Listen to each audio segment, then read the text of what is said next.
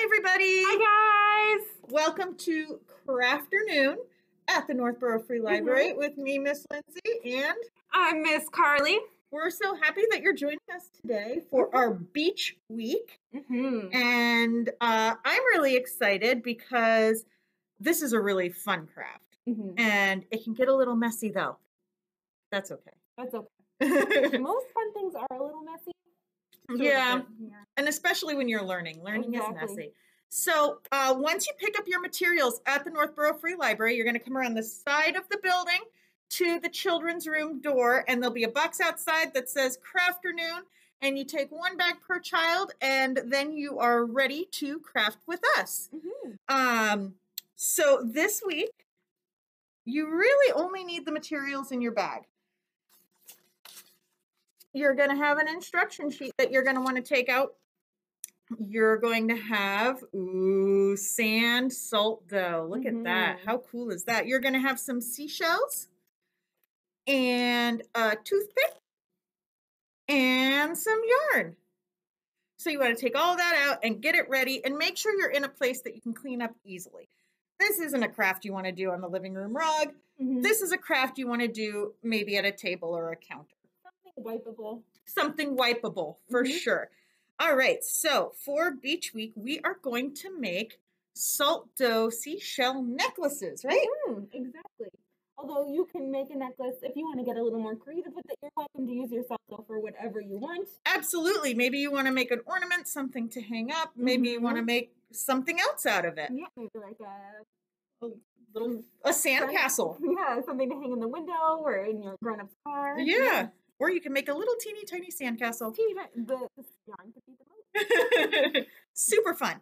So the first thing you're going to do is you're going to want to take a look at your salt dough. If it is a little dry because it hasn't been airtight, then you might want to add a little bit of water. Very, very little bit at a time. Like we're talking a couple of drops. And if you go too far, you can always fix it by adding a teensy bit more flour if you have it in your house.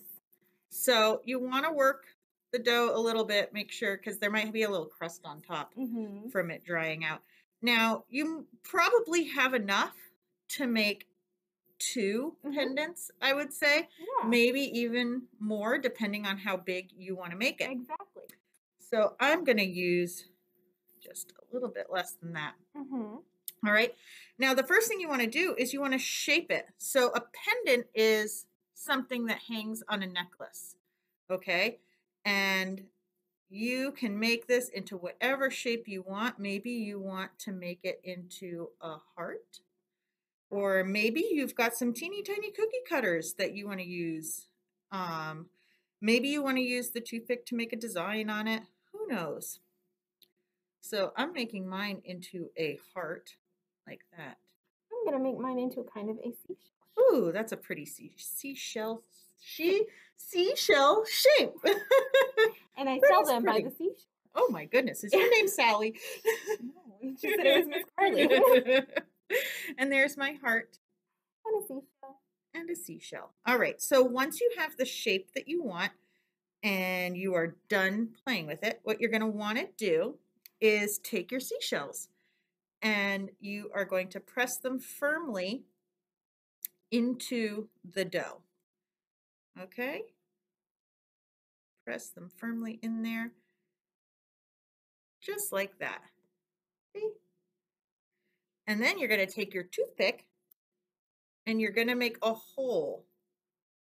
You want to make sure that that hole is big enough to fit some yarn through, okay? That's important. All right, so once you have your hole, you're going to want a flat surface to put it on. You can use a paper plate. You can use a bit of wax paper on the counter, whatever you like. And you're going to let this dry in the sunshine for a couple of hours. You got to keep looking at it, though. Make sure it's drying out well, right? If you're doing the air dry method, it might take even a couple days. Just keep an eye on it. Especially if it's humid outside, grown-ups. If it's too humid, it might take a little longer to dry. For sure. Now, there is the option to put it in the oven, grown-ups. You can follow the directions. Help on that. Yeah. Absolutely. Only grown-ups are allowed to do that. there are instructions on the sheet for how to do that in the oven. You just want to make sure you're checking it consistently, because your pendant or your salt dough creation might be a different size than what's created for these instructions. So just be sure to check it frequently to make sure it's drying out and not cracking and or burning. So once you have your pendant and it's drying and it's off to the side and you are done with that, then we are going to make the necklace. So you should have 3 pieces of string in your bag. Now, you can just use 1 piece of string. You can use all 3 pieces of string just like this and just thread them all through, or you can braid them. Okay, so it's really up to you what you want to do, and maybe you just want to choose 1 piece of string. Maybe you want to use all 3 or just 2 or something like that. Or you can braid them and use them as a necklace once your pendant is dried and on there. Exactly. Super simple, super fun, and you might have a little bit of salt dough left to make some more. You can even, if you wanted to, when it's done, draw on it with some markers or paint it if you wanted to. Or I think I'd like to keep mine this beachy color because of the seashells that go in. It looks like the beach. It's super beachy. So it's really up to you. And it does have sand in there, so it is a sand salt dough. So it is very beachy.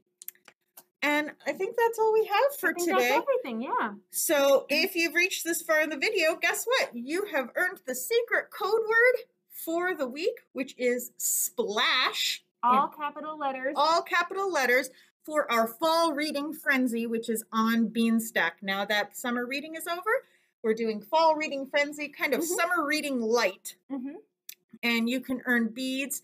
You can earn raffle tickets, and with the code word SPLASH, you do get another badge. Another badge and another raffle ticket that you get for every badge.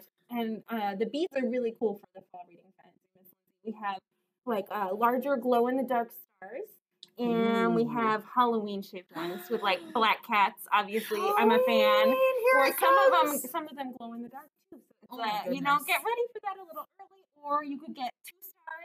Or 1 Halloween bead for every 5 hours you read. So that's pretty cool. It's going to be so fun. Right on those summer reading necklaces that you have. So keep reading. We're so happy that you're crafting with us. Oh, and we have an awesome pop-up library on Saturday. Pop-up library on Saturday! Exactly. We hope to see you there. All right. Thank you, guys, and we'll talk to you soon.